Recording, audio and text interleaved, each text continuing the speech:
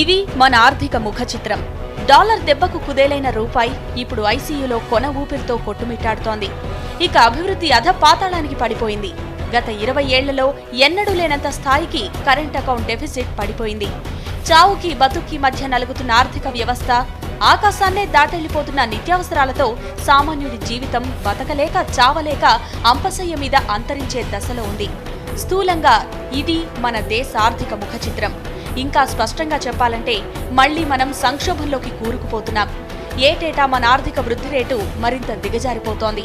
2012-13 ఆర్థిక సంవత్సరానికి గాను మన వృద్ధి రేటు 6.2 నుంచి 6% పడిపోయింది. అంతకుముందు ఆర్థిక సంవత్సరంలో 6.5% ఉంది.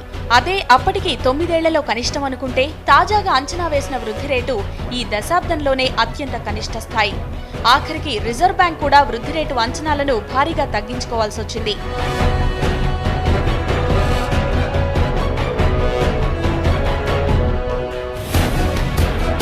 4 ఏళ్లుగా ద్రవ్యోల్బణం దేశాన్ని పీడలా పట్టిపీడిస్తూనే ఉంది. దాన్ని తగ్గించడానికి రిజర్వ్ బ్యాంక్ అష్టకష్టాలు పడుతున్నా ధరలు కిందికి దిగిరావడం లేదు. మూలిగే నక్క మీద తాటికాయ పడ్డట్లు నానాటికి పడిపోతున్న రూపాయి విలువ మనల్ని మరింత సంక్షోభంలోకి నెట్టేస్తోంది. దేశంలో కీలక పారిశ్రామిక రంగాలైన విద్యుత్, textile, pharma, auto, retail, food, grocery వంటి రంగాలన్నీ కష్టాలకు ఎదురీదుతున్నాయి. డాలర్ దెబ్బకు దేశీయ పరిశ్రమలన్నీ నష్టాల ఊబిలో కూరుకుపోతున్నాయి. మన దేశ ఆర్థిక వ్యవస్థ ఎలా తయారైందంటే, వాషింగ్టన్లో వర్షం పడినా ఇక్కడ మన రూపాయి రేటు మీద ప్రభావం పడుతోంది. గ్రీస్లో ఎండ కాసినా మనకిక్కడ చెమటలు పడుతున్నాయి. ప్రపంచంలో ఎక్కడ ఏం జరిగినా దాని ప్రభావం ముందు మన మీదే పడుతోంది. ఏ దేశానికి జలుబు చేసినా మనకే ముందు పడిశం పట్టుకుంటోంది. గ్రీస్ సంక్షోభం మొదలు అమెరికా ఆర్థిక ఇబ్బందుల వరకు అందరి ఆర్థిక భారాలు మనమే మోయాల్సొస్తోంది. దీన్నే ఇంకోలా చెప్పాలంటే మనమే ఆ భారాన్ని చేజేతులా నెత్తికెక్కించుకుంటున్నాం. 6.5 దశాబ్దాల కిందటే మన దేశాన్ని తెల్లదొరలు వదిలిపోయినా మనం మాత్రం వారిని వదలడం లేదు. మన జుట్టును తీసుకెళ్లి ఏరికోరి మళ్లీ విదేశీయుల చేతుల్లోనే పెట్టేశాం. ప్రపంచీకరణ ముసుగులో వారి స్వార్థం కోసం చేజేతులా మన ఆర్థిక వ్యవస్థకు ఘోరీ కట్టేశాం. డిమాండ్ సప్లై పొజిషన్ మీద డిపెండ్ అయి ఉంటుంది. ఇది రూపాయికి డాలర్ కనుక డిమాండ్ ఎక్కువ అవుతే న్యాచురల్గా డాలర్ రేట్ ఎక్కువ అవుతుంది, రూపాయి విలువ తగ్గుతుంది. సో ఇవాళ డాలర్ డిమాండ్ ఎందుకు ఎక్కువ ఉందంటే, మన ఇంపోర్ట్స్ ఎక్కువైపోయి ఎక్స్పోర్ట్స్ తగ్గడం వల్ల కరెంట్ అకౌంట్ డెఫిసిట్ 6.45 దాటిపోయి వెళ్ళిపోవటం వల్ల మనకి జనరల్గా కరెంట్ అకౌంట్ డెఫిసిట్ 2%, మ్యాక్సిమం 3% లోపల ఉంటే మనకి అడ్వాంటేజ్ ఏమిటంటే, ఒక 2-3% అది డిఫరెన్స్ మనకి ఇన్విజిబుల్స్ అని వస్తూ ఉంటాయి. దీని ఫలితమే ప్రస్తుత మన ఆర్థిక అస్థిరత్వం. తెల్లారు లేస్తే చాలు రూపాయి విలువ పడిపోయిందంటూ టీవీలో చేసే హడావుడంతా చూసి అయ్యో రూపాయి మళ్లీ పడిపోయిందా అంటూ 100 లెక్కలేసుకుంటారు.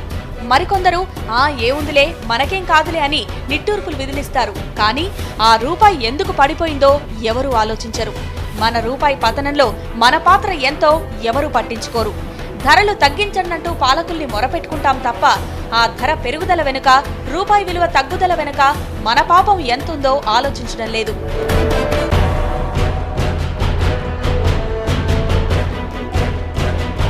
అదేంటి, రూపాయి పతనానికి మనం చేస్తున్న తప్పేంటి అనుకుంటున్నారా?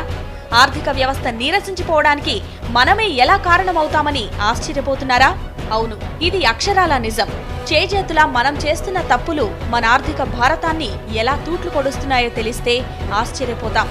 ఆర్భటాలకు పోయి విదేశీ మోజులో మనం కొంటున్న ఫారిన్ ఉత్పత్తులు మన జేబుల్ని ఎలా గుల్ల చేస్తున్నాయో, మన జీవితాల్ని ఎలా నాశనం చేస్తున్నాయో తెలిస్తే నివ్వెరపోతాం. ఇప్పుడు మన దేశీయ మార్కెట్లలో అందుబాటులో ఉన్న వస్తువుల్లో సగానికి పైగా విదేశీ కంపెనీలకు చెందినవే. నగరాల్లో షాపింగ్ మాల్స్లోనే కాదు, గ్రామాల్లో చిల్లర దుకాణాల్లో కూడా ఈ ఫారిన్ గూడ్స్ విరివిగా దొరికేస్తున్నాయి. మనం కూడా బ్రాండెడ్ మోజులో పడి విదేశీ కంపెనీ వస్తువుల్నే ఎగబడి కొనేస్తున్నాం. ఆ మాటున స్వదేశీ ఉత్పత్తుల్ని పక్కన పడేస్తున్నాం. 2012-13 సంవత్సరంలో మన దిగుమతులు ఎగుమతుల కన్నా 11 లక్షల కోట్ల రూపాయలు ఎక్కువ. 200 బిలియన్ డాలర్లు అంటే 11 లక్షల కోట్ల కన్నా ఎక్కువగా మన ఎగుమతి కన్నా దిగుమతి అంత విలువలో ఉంది.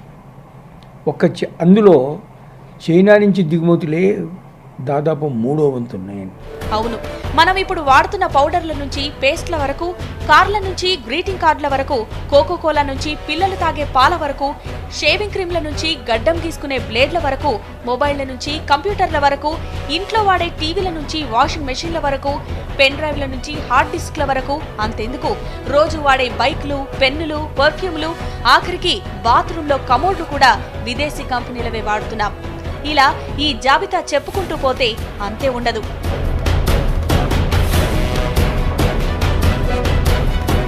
ఇలా ఇందుగల వందులేవని సందేహం ఏమాత్రం అక్కర్లేదు.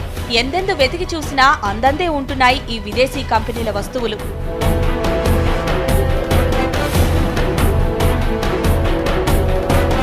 ప్రపంచీకరణ ముసుగులో విదేశీ కంపెనీలకు గేట్లెత్తేసిన మన ఆర్థిక విధానాలు మన భవిష్యత్ భారతాన్ని బలహీనపరుస్తున్నాయి.